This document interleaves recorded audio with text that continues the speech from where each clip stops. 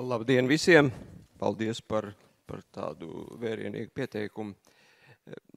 Savu lomu šīs dienas konferencē es padalīšos ar Latvijas Finiera pieredzi, kā mēs sadarbojamies ar izglītību un mazliet pieskāršos arī zinātnē, jo viņas ir savstarpēji ļoti saistītas lietas. Un būs arī, bet iesākšies ar tādām, manuprāt, fundamentālām atziņām, kas noder un kas izveidojušās ir šīs te, pēdējo gadu laikā aktīvi iesaistoties sadarbībā ar izglītību.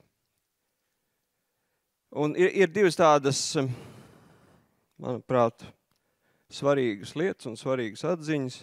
Viena no tām atziņām mēs arī valstī daudz runā par inovācijām, par attīstību, par efektivitāti. Tad, manuprāt, tā fundamentālā lieta, lai to izdarītu, mums ir vajadzīgi kvalificēti un zinoši speciālisti. Un tas, manuprāt, vēl joprojām tas cilvēks ir nevis tas mākslīgais intelekts, un to mākslīgo intelektu jau arī vada cilvēki. Un otra lieta, manuprāt, un tas ir īpaši svarīgi šobrīd šajos ģeopolitiskajos apstākļos, tas ir arī drošības jautājums, jo izglītoti cilvēki, viņi māk labāk, ne absolūti, protams, bet māk labāk analizēt lietas, vērtēt lietas, un tas arī ir otra lieta, kur ir ļoti būtiska, un šeit izglītība spēlē ļoti lielu lomu. Mazliet tāds ieskats, šeit es droši vien, kad atkārtošos, šeit jau daudz pirms manis iepriekšie runātāji jau par to runāja, bet varbūt, ka tas ir labi, tad mēs esam uz tāda viena viļņa. Un ja kādreiz, vienmēr ir bijuši svarīgi kompetenti speciālisti, tas ir, jebkurā laikā, tas jebkuram uzņēmējam ir vērtība. Vienalga, ne tikai uzņēmējam, jebkurā organizācijā. Un ja kādreiz tas tika vērtēts caur tādu jauni darbinieki un esošo kompetenci uzturēšanu, tas bija kādreiz. Tad šobrīd tā situācija, manuprāt, ir radikāli mainījusies. Tā dzīves dinamika ir, es gribētu teikt, kosmiska. Tad tas uzņēmējiem katru dienu ir kaut kas jauns, un tām prasmēm ir jāmainās ļoti dinamiski, lai izsekot visām izmaiņām.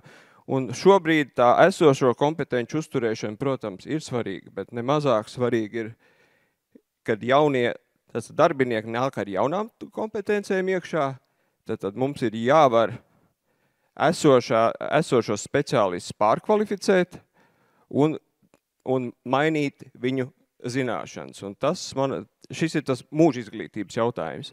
Un tas, manuprāt, ir ļoti svarīgi, un tas ir radikāli mainījies pret to, kā tas bija gadus 15 atpakaļ. Un šis prasa, manuprāt, vēl lielāku un aktīvāku izglītības ekosistēmas sadarbību ar biznesa vidi. Un daudz skaitļu nebūs, bet šī ir statistika no ekonomikas ministrijas. Es nespēju tā kā novērtēt, vai tas ir daudz slikti vai nav slikti, vai tas ir tā, kā tas ir, bet man likās, ka tie cipari ir diezgan skaudri, kad ja 20,000 jauniešu pabeidz 9. klasi, tad apmēram 30% pēc vidusskolas neturpina mācības. 45% gandrīz uzsāk mācības profesionālajā izglītībā. Viņu nepabeidz, un arī augstākā izglītība nav izņēmusi, bet tā vajadzība pēc tiem jaunajiem speciālistiem jau šobrīd ir būtiski lielāka nekā viņi ir pieejami, un nākotnē tas būs vēl būtiskāk, tāpēc šie ir tie aspekti, visi kopā, kāpēc Latvijas Finieris uzskata, kad ar izglītības sistēmu ir jāsadarbojās, jo viņi arī grib. Tad vajag rast šo te apusējo gribu. Droši vien, kurš pie kura pirmais aiziet ir jautājums, ir visādi, bet ja kalns neiet pie Muhameda, tad Muhameds iet pie kalna, jo mēs kopīgi veidojam šo te vidi un mēģinām attīstīt lietas. Mazliet par Latvijas Finieru, droši vien, ka vairums zina. vertikāli integrēts uzņēmums, pamata produkts bērzas saplāksnes, bet pēc bērzas saplākšana esam ķīmiskajā ražošanā, mašīnu būvē, mūsu jaunais spin-offs bērzas tās ekstrakta ražošana, tad tas viss parāda, cik plašs spektrs speciālists un profesijas mums ir nepieciešams.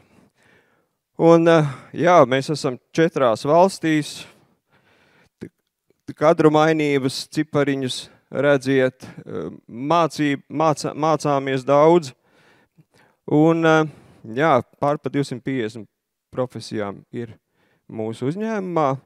Te daudz runā par STEMu, bet ne tikai STEMs ir svarīgs. Manuprāt, jābūt līdzsvarotam šeit izglītībā, jo svarīgas arī šīs te soft lietas ir jāmāk pārdot, ir jāmāk runāt ar cilvēkiem. Šis ir tāds komplešiem speciālistiem, viņš nedrīkst būt ļoti šauri izglītots. Viņam ir jābūt ar pietiekam plašām zināšanām, lai būtu veiksmīgs.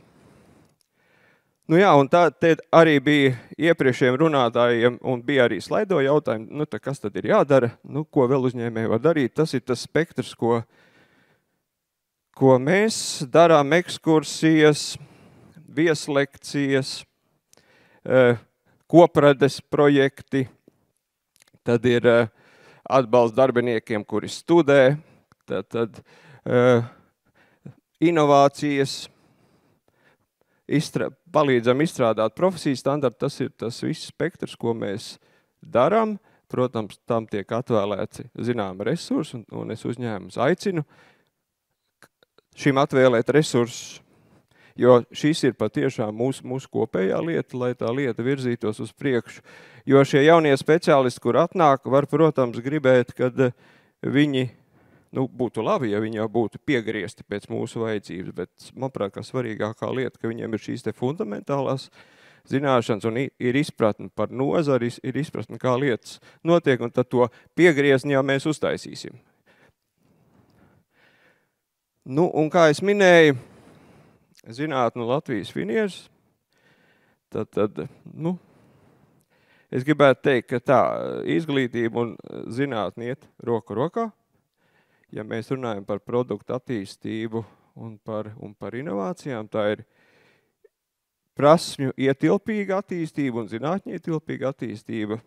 Tās ir daudz un tās ir dažādās programmas kreisā pusē, kur mēs strādājam kopā ar izglītības un zinātnes iestādēm. Te ir pamatā visas augstākās izglītības iestādes, ar kurām mēs strādājam, ir lielās zinātņu augstskolas, tad ir no reģionālām augstskolām, tā ir Vidzemes augstskola, tad ir Meka, Jelgavā, kas ir koksnes pārstrādes centrs, kur veidojās attīstība, un, protams, tādas dziļākas, fundamentālas zinātniskās iestādes kā Silava, Latvijas valsts koksnes ķīmijas institūts. Un tas ir tā ekosistēma, kurā viss tas strādā. Viņi mums visi ir vajadzīgi, mēs ar viņiem pa dažādām tēmām strādājam. Un šeit ir jau, ir arī studentu iesaisti, un tas jau arī veido viņu lielāku izpratni par to, ko dara nozare, ko daram mēs. Un ja tīri par izglītības ekosistēmu, tad man te sanāca tāds veideklis.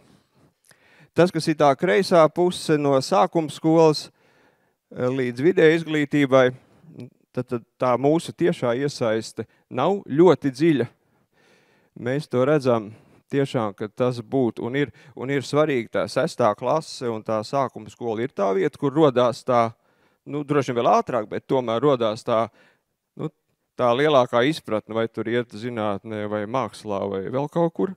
Un tur, protams, svarīgi ir būt, bet mēs to redzam šo attīstību vairāk caur uzņēmēju organizācijām, caur Latvijas koku. Tas šobrīd veidojās, un, manuprāt, ka ļoti veiksmīgi, un šī konference ir labs piemērs. Tad, protams, profesionālā izglītība, tur mēs esam vairāk tieši iekšā ar prakses vietām. Un, protams, augstākā izglītība. Augstākā izglītība, sākot no koledžas, bakalauri, maģistri.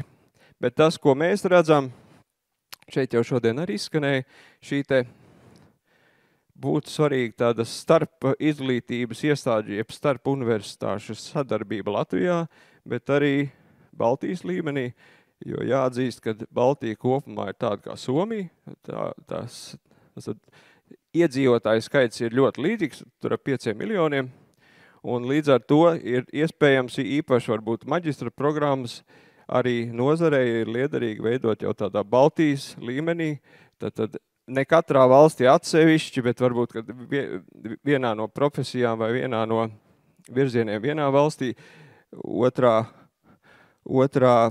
tad tā kā cits virziens, un arī, jā, mēs esam izstrādājuši mūsu vadlīnijas attīstībai ar izglītību un zinātni. Un esam arī sev finansiāli nodefinējuši to līmeni, līdz kuram mēs varam iet un finansiāli atbalstīt un iesaistīties un paši uz iekšieni atlicināt personāla attīstībai. Vēl viens priekšpēdējais slaidiņš. Šīs 3 stūris ir arī ļoti, ļoti svarīgi.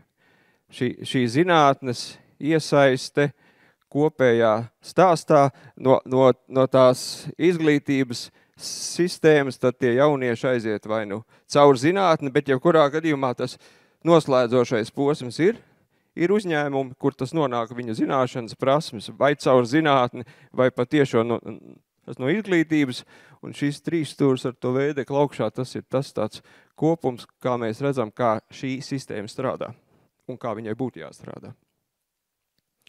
Nu jā, un neko jaunu es jums droši vien, ka nepateikšu. Tā viena lieta, es aicinu izglītības iestādes tomēr